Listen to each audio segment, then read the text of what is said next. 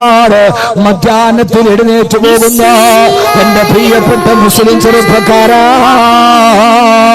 എന്റെ പ്രിയപ്പെട്ട മുസ്ലിം ചെറുപ്പക്കാരാ, മാറണ്ട മോനെ, നിനക്ക് പ്രണയമെന്ന മൂന്നക്ഷരത്തെ കാമമെന്ന രണ്ടക്ഷരത്തോട് ചേർത്ത് പിടിച്ച് എല്ലാ പെണ്ണാണെന്ന് കരുതുന്ന, എല്ലാ പെണ്ണിനോടുള്ള അഭിനിവേശമെന്ന് കരുതുന്ന, ജീവിതം മുഴുവനും ഒരു മൊബൈൽ ഫോണുമായി പെണ്ണിന്റെ പുറകെ മാൾപേടയുടെ പുറകെ സിംഹക്കുട്ടി നടക്കുന്നത് പോലെ നടന്നു പോകുന്ന പുതിയ തലമുറയോട് ഞാൻ ഓർമ്മിപ്പിക്കുകയാ. പൊന്നുമോനെ, നന്നായിട്ട് മരിക്കണ്ട മോനെ, നന്നായിട്ട് വിട പറയേണ്ട കുട്ടിയെ, മരിക്കുന്ന സമയത്ത് സ്വർഗം കാണണ്ട മോനെ. ആ ഒരു ബോധത്തിൽ ജീവിക്കാൻ കഴിയണ്ടേ. അങ്ങനെ ബോധത്തിൽ ജീവിച്ചപ്പോഴാണ് മഹാനായ ഖാത്തമുൽ അസ്മർ റളിയല്ലാഹു തആല അൻഹു 30 വർഷക്കാലം നല്ല ഉസ്താദായ സക്കീഖുൽ ബൽഖിയുടെ വീട്ടിൽ പഠിക്കാൻ പോയി. 30 വർഷക്കാലം തന്റെ ഉസ്താദിന്റെ വീട്ടിൽ പോയിട്ട് ആ 30 വർഷക്കാലം നിനക്ക് വെള്ളമൊഴിച്ചതെന്നത് ആണാണോ പെണ്ണാണോ എന്ന് മഹാനവറുകൾക്ക് അറിയുമായിരുന്നില്ല. കൂട്ടുകാരന്റെ വീട്ടിലേക്ക് പോയപ്പോ ഹറാമാണെന്ന് കരുതിയിട്ട് പെൺമക്കളുടെ മുഖത്ത് നോക്കാതെ കണ്ണ് താഴോട്ട് ചരിച്ചിരുന്ന 30 വർഷമായൊരു വീട്ടിൽ സ്ഥിരമായിട്ട് പോയിട്ട് വെള്ളമൊഴിച്ച് തന്നനാണാണോ പെണ്ണാണോ എന്നറിയാതിരുന്ന ഒരു മനുഷ്യജന്മം ഈ ലോകത്തൊക്കെ കടന്നു പോയിട്ടുണ്ട്. ഒരു ദിവസം സക്കീഖുൽ ബൽഖി റളിയല്ലാഹു തആല വീട്ടിൽ പോകുമ്പോ ഖാത്തമുൽ അസ്മർ ഡ്രസ് മാറിക്കൊണ്ടിരിക്കുകയാ. വാതിലിൽ പോയി മുട്ടി. ഉസ്താദ് പറഞ്ഞു, പെൺമക്കളോട് ആരാണ് വാതിലെന്ന് നോക്കുക. വാതിലിച്ച് നോക്കുമ്പോ മഹാനായ ഖാത്തമുൽ അസ്മർ റളിയല്ലാഹു തആല കണ്ണിങ്ങനെ താഴോട്ട് കുനിഞ്ഞു നിൽക്കുന്നുണ്ട്. പെൺമക്കളോട് ചെന്ന് വാപ്പായോട് പറഞ്ഞ വാക്ക് ഇന്നും ചരിത്രത്തിൽ കിടക്കുന്നുണ്ട്. ആരാണ് മക്കളെ വാതിൽപ്പടിയിൽ വന്നത്? ഉപ്പാ സാഹിബുക്കൽ അമാ, സാഹിബുക്കൽ അമാ. ഇത് പറഞ്ഞ എന്റെ പുതിയ തലമുറക്ക് മനസ്സിലൊന്ന് വിശ്വസിക്കാൻ കഴിയില്ല. വാപ്പാ, നിങ്ങളുടെ അന്ധനായ കൂട്ടുകാരനാണ് ഉപ്പ. അന്ധനായ കൂട്ടുകാരൻ എനിക്കില്ലല്ലോ. ചെന്ന് നോക്കുമ്പോ ഖാത്തമുൽ അസ്മർ റളിയല്ലാഹു അൻഹു, മക്കളെ, ആ ചെറുപ്പക്കാരൻ അന്ധനല്ല. 30 വർഷക്കാലം നിങ്ങളുടെ വീട്ടിൽ നിത്യസന്ദർശകനായി വരുമ്പോ തങ്ങളുടെ മുഖത്തേക്ക് കണ്ണുയർത്തിയെന്ന് നോക്കാത്ത ചെറുപ്പക്കാരന് അന്ധനാണെന്ന് ആ പെൺകുട്ടികൾ വിചാരിച്ചു പോയിരുന്നു. 21ാം നൂറ്റാണ്ടിൽ ചിന്തിക്കാൻ കഴിയോ ഇങ്ങനെ ഒരു ചെറുപ്പക്കാരനെ കുറിച്ച്? കടന്നു പോകുന്നവന്റെ വീട്ടിലെ പെണ്ണിനെ പോലെ കാമത്തിന്റെ മെത്തയിൽ കിടത്തുന്ന, സീരിയലിന്റെ മോഹമായിട്ട് കഴിഞ്ഞ ശാരി എന്ന നമ്പൂതിരി കുട്ടിയെ കോട്ടയം മെഡിക്കൽ കോളേജിന്റെ മോർച്ചറിയിൽ 90% പൊള്ളലേറ്റ് കൊണ്ടുപോകാൻ കാരണക്കാരിയായ അവളുടെ വീട്ടിലെ നിത്യസന്ദർശകയായിരുന്നു അവളുടെ അമ്മയുടെ ബന്ധുവായിരുന്നുവെങ്കിൽ, സഹോദരങ്ങള്, കാണുന്നവനെയൊക്കെ കൂട്ടിക്കൊടുക്കുന്ന ലോകത്ത് 30 വർഷക്കാലം ഒരു വീട്ടിൽ പോയിട്ടൊരു പെൺകുട്ടികളുടെ മുഖത്ത് നോക്കാതെ ആ പെൺകുട്ടികൾ ഇത് അന്ധനാണെന്ന് ധരിച്ചു പോയിരുന്ന, അതാ വീട്ടിൽ മാത്രമല്ല മഹാനവറുകളുടെ നാട്ടിലെ അങ്ങാടിയിലൂടെ നടന്നു പോകുമ്പോ അരുതാത്ത കാഴ്ചകളൊന്നും കാണാതിരിക്കാൻ കണ്ണ് താഴേക്ക് നടത്തുമ്പോ അത് കാണുമ്പോ അങ്ങാടിയിലെ ആളുകൾ പറയുമായിരുന്നു, അത്രേ, അല്ലാഹുവേ, അല്ലാഹുവേ, അല്ലാഹുമ്മ ഇന്നി അഊദു ബിക മിനൽ അമാ. അല്ലാഹുവേ, നിന്നോട് ഞങ്ങൾ അന്ധതയിൽ നിന്ന് കാവലിനെ തേടുന്നു. അല്ലാ, ആ നടന്നു പോകുന്ന മനുഷ്യനോട് അന്ധനാണെന്ന് കരുതിയിട്ട് അങ്ങാടിയിലെ ചുറ്റുവട്ടത്ത് നിന്ന ആളുകൾ ഞങ്ങളെ ഇങ്ങനെ അന്ധനാക്കല്ലേ അല്ലാ എന്ന് കാവലിനെ തേടുന്ന രീതി. അല്ലാഹുവിന് ഇഷ്ടപ്പെടാത്തവന്റെ കണ്ണിന് വേണ്ടാന്ന് പറഞ്ഞിട്ട്, സഹോദരങ്ങളെ, എന്റെ ചെറുപ്പക്കാരെ, നമ്മുടെ കണ്ണുകൾ കൊണ്ട് കാണുന്നത് പാപമാ. ഒന്നും വേണ്ട, നമ്മുടെ ഹൃദയം കറുക്കാൻ അധിക സമയം വേണ്ട. കണിയാപുരത്ത് നിന്ന് നേരെ കഴക്കൂട്ടം വരെ സഞ്ചരിച്ചാൽ മതിലുകളിൽ വെച്ചിരിക്കുന്ന പോസ്റ്ററുകൾ കണ്ടാൽ മതി. ഹറാമിന്റെ പേക്കൂത്ത് നടത്തുമ്പോ മക്കളും ഭാര്യയുമായിട്ട് നടക്കാൻ കഴിയാത്ത സിനിമാ നടിമാരുടെ അടിപ്പാവാടയുടെ കളർ പോലും കാണിക്കുന്ന അർദ്ധനഗ്ന പോസ്റ്ററുകൾ വ്യാപകമാകുമ്പോ ഒരു കാര്യത്തിൽ ഇതൊക്കെ കാണാൻ വിധിക്കപ്പെട്ടവരാണ് നമ്മൾ. പെട്ടെന്ന് തുറന്നാൽ ഫേസ്ബുക്ക് ഓൺ ചെയ്താൽ അശ്ലീലതയുടെ ആവർത്തന ഭാവങ്ങളെ കാണുമ്പോ ഒരു കാര്യത്തിൽ ഗൾഫ് രാഷ്ട്രത്തിൽ ജീവിക്കാൻ കഴിഞ്ഞാൽ കുറച്ച് നല്ലതാണ്. GCCയിൽ എവിടെ പോയാലും ദേശീയ പാതയിലൂടെ സഞ്ചരിക്കുമ്പോൾ ബോർഡ് കാണും, ലാ തനസ ദിക്റല്ലാഹ്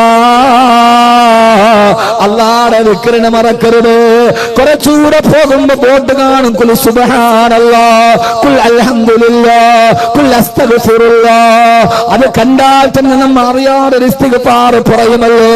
പക്ഷേ നമ്മുടെ പ്രബുദ്ധ കേരളത്തിൽ അരക്കിടി പോട്ട് തുണിയില്ലാത്ത പെണ്ണിന്റെ ആവാസത്തിന് അശ്ലീലതകൾ കാണുമ്പോ എന്റെ പൊന്നുമോനെ Laila Majnu പാടിയിട്ടുണ്ടല്ലോ, Laila Majnu പാടിയിട്ടുണ്ടല്ലോ. വകൈഫ തറാ Laila ബിഐനിൻ തറാ ബിഹാ സിവാഹാ ഫമാ തഹറത് ബിൽ മദാബിഇ. മജ്നു ലൈലായെ പ്രേമിച്ച് പ്രേമിച്ച് പ്രേമിച്ച് പ്രേമിച്ച് ഞാൻ നിങ്ങളോടൊരു പ്രേമത്തിന്റെ കഥ പറയാ. ഇൻഷാ അല്ലാഹ് രസകരമായൊരു പ്രേമകഥ നിങ്ങൾക്ക് ഞാൻ പറഞ്ഞു തരാം. അതാകുമ്പോ പിന്നെ കുട്ടികൾക്ക് വലിയ ഇഷ്ടമാണല്ലോ. ലൈലാ മജ്നു ലൈലയെ ഒത്തിട്ട് മജ്നൂൻ എന്ന കാമുകം പാടിയടാ. ഞാൻ എന്റെ കണ്ണുകൾ കൊണ്ട് ലൈലയല്ലാത്തൊരു പെണ്ണിനെ കണ്ടാൽ പിന്നെ എനിക്ക് ലൈലയെ ആ കണ്ണുകൊണ്ട് കാണണമെങ്കിൽ കരഞ്ഞ് കരഞ്ഞ് കണ്ണുനീര് കൊണ്ട് എന്റെ കണ്ണ് കഴുകി ശുദ്ധിയാക്കിയാലല്ലാതെ ഞാൻ എന്റെ ലൈലയെ വഞ്ചിച്ചല്ലോ. അവളല്ലാത്തൊരു പെണ്ണിനെ ഞാൻ നോക്കിയല്ലോ. എന്റെ ലൈലയല്ലാത്ത മറ്റൊരു പെണ്ണിനെ ഞാൻ ഈ കണ്ണുകൊണ്ട് കണ്ടാൽ കണ്ണുനീര് കൊണ്ട് കഴുകി ശുദ്ധിയാക്കിയാലല്ലാതെ എനിക്ക് പിന്നെ ആ കണ്ണുകൊണ്ട് എന്റെ ലൈലയെ കാണാൻ സാധ്യമല്ലെന്ന് പാടിയ മജ്നു ഈ ബൈത്ത് എഴുതിയിട്ട് ഹുജ്ജത്തുൽ ഇസ്ലാം അബൂ ഹാമിദുൽ ഗസ്സാലി റളിയല്ലാഹു അൻഹു ചോദിക്കുകയാ, എടാ ചെറുപ്പക്കാരാ, നിന്റെ കണ്ണുകൾ കൊണ്ട് ഹറാമുകൾ മുഴുവനും കണ്ടിട്ട് ആ ഹറാമ് കണ്ട കണ്ണുകള് കണ്ണുനീര് കൊണ്ട് കഴുകി ശുദ്ധിയാക്കാതെ നാളെ നീ സ്വർഗത്തിൽ എങ്ങനെയാ നിന്റെ പടച്ചുറപ്പിന്റെ ലിക്കായിനെ കാണുക? ആ കണ്ണുകൊണ്ട് നിനക്ക് അല്ലാഹുവിന്റെ ലിക്കായിനെ കാണാൻ പറ്റുമോ? സിവാഹാ ഫമാ തഹറത് ബിൽ മദാമിഇ. എന്റെ കുട്ടികളോട് ഞാൻ ഹൃദയത്തിൽ തൊട്ട് ചോദിക്കുകയാ, ഈ നെറ്റുകളും ഈ വൈസുകളും ഈ ബ്രൗസറുകളും ഒക്കെ എടുത്ത് ഓരോ അശ്ലീലങ്ങൾ കണ്ട് ആസ്വദിച്ച് സുഖിച്ച് രസിച്ചിട്ട് ആ കണ്ണുകൊണ്ടെങ്ങനെയാ മോനെ നിന്റെ റബ്ബിനെ നിനക്ക് കാണാൻ കഴിയുക? അതുകൊണ്ട് ഈ തമ്മാടിത്തരത്തിൽ നിന്നൊരു തിരിച്ചു വേണോ? ഹൃദയത്തിൽ ഉറപ്പിക്കണേ, കണ്ണൊക്കെ തമൂത്തുകഥാ, നാളെ ഞാൻ മരിക്കും എന്ന കാര്യം ഉറപ്പാക്കുക. അല്ലാഹു തൗഫീഖ് നൽകട്ടെ. അപ്പൊ നാളെ മരിക്കും എന്നൊരാൾ ഉറപ്പിച്ചാൽ അയാൾ ജീവിതത്തിൽ ഏറ്റവും നല്ലത് ചെയ്യാൻ തീരുമാനിക്കും, നല്ലത് പറയാൻ തീരുമാനിക്കുക, ഏറ്റവും നല്ല വാക്കുകൾ അവൻ പറയുക. ഏറ്റവും നല്ല വാക്ക് അവൻ പറയുക. ഏറ്റവും നല്ല വാക്യതാ എന്ന് പറയും. ഏറ്റവും നല്ല വാക്യതാ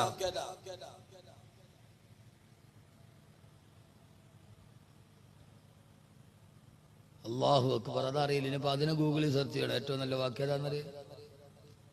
ഏറ്റവും നല്ല വാക്യതാ കുട്ടികളെ.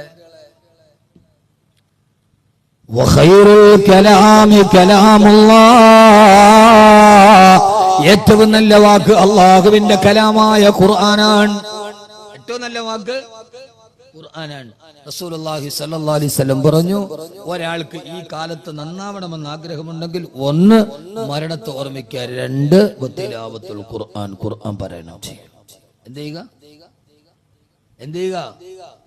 ഖുർആൻ പാരായണം ചെയ്യുക.